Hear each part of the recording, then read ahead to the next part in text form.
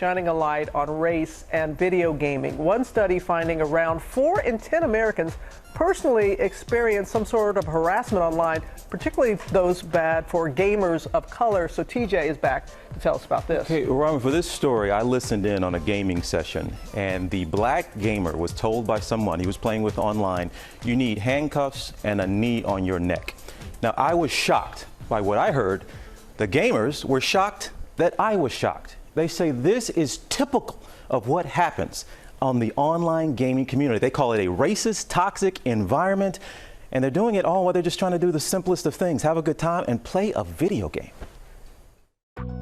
Terrence Miller is a star in the world of professional gaming, but one of his breakout performances at a major gaming tournament in 2016 was overshadowed by racial abuse he says he endured in real time as he competed.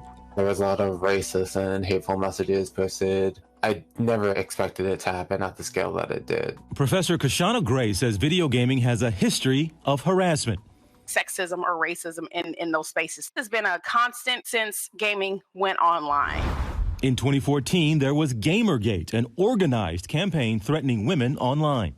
Things have definitely gotten better, but I do still see stories of similar things happening to other people. GMA spoke with a group of gamers. All of them say they've at some point hidden their identities while gaming online to avoid the harassment. I would only chat with my friends and be in private parties just because of the verbal violence that is going on in the space. You made a conscious decision at some point, Natasha, to keep people from knowing, one, you're a woman, and from knowing you're black. In doing something you love that much, you still felt that's what you needed to do to participate in it. I have gone through a very rigorous amount of online harassment that made me afraid to do that. When folks of color are there making themselves visible within the space, they are subject to a whole host of inequalities. GMA was there as friends and family of Professor Gray go online with disturbing results, playing Call of Duty, a multiplayer game in which people are placed randomly on teams.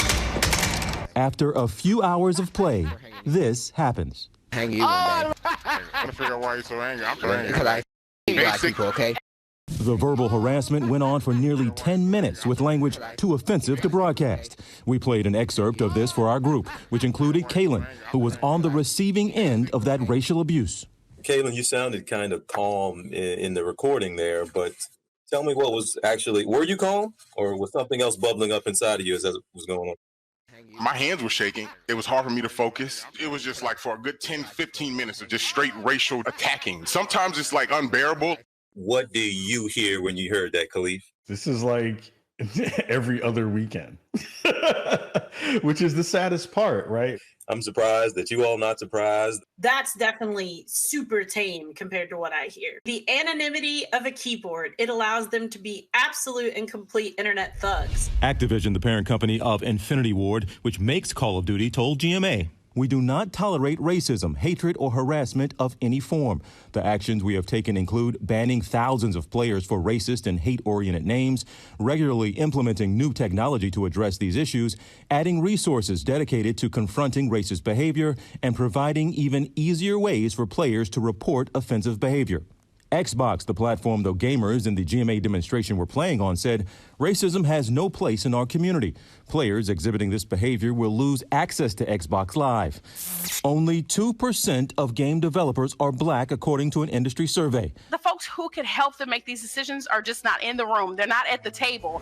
Until that begins to change, Miller warns young players of color might be discouraged from doing something they love.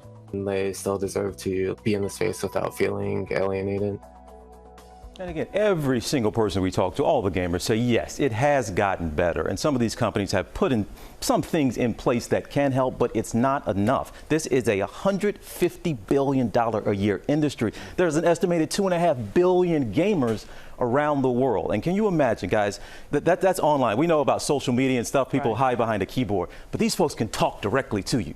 Right? And so why you have to hide your identity to do something you love, or try to leave the community to do something you love. So it's not, you can't just dismiss it as, well, if you don't like it, just mute them, or you don't have to do it. Yeah. We wouldn't tolerate that in a workplace. We wouldn't tolerate it anywhere else. And this is why it's such a big deal for these folks. So doing everything else while black, gaming while black is also an issue. Wow. Thank you for shedding a light on that. You got it, guys. Appreciate it. All right, Got TJ. Well, hey there, GMA fans. Robin Roberts here. Thanks for checking out our YouTube channel. Lots of great stuff here. So go on, click the subscribe button right over here to get more of awesome videos and content from GMA every day, anytime. We thank you for watching, and we'll see you in the morning on GMA.